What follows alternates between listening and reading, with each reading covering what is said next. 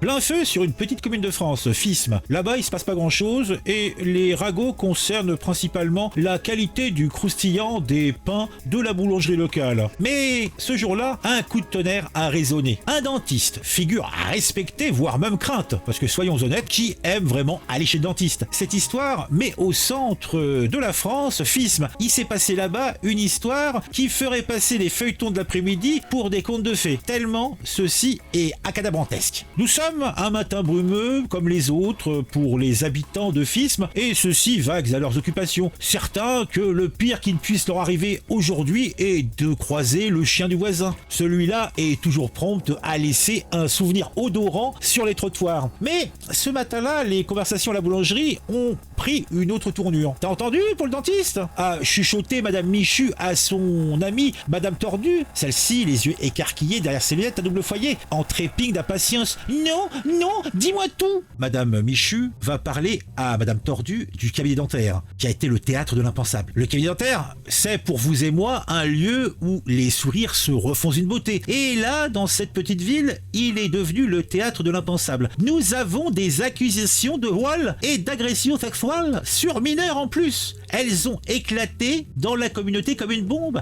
Les patients, pourtant habitués à craindre la fraise du dentiste, découvrent avec effroi que le véritable danger était ailleurs. Le dentiste, lui, bien sûr, conteste les faits, mais la machine judiciaire est en marche et elle ne fait pas de sentiment. À Fismes, l'incrédulité règne. Le maire, Charles Gossard, en perd son latin, peut-être même son grec. Il a fait ses lettres classiques. Les bras m'en tombent, confie-t-il abasourdi. La fermeture du cabinet dentaire laisse les patients dans l'embarras et la commune se retrouve face à une crise sanitaire inédite. Cette affaire est sordide, mais elle rappelle peut-être l'importance de la vigilance et que la confiance, une fois brisée, est comme une dent arrachée. Elle ne repousse jamais. La justice devra trancher, mais la communauté de Fismes a déjà tiré une leçon amère de cette histoire. Même les endroits les plus insoupçonnés sont parfois l'endroit où se cache l'ombre de la sournoiserie, même derrière les plus beaux sourires.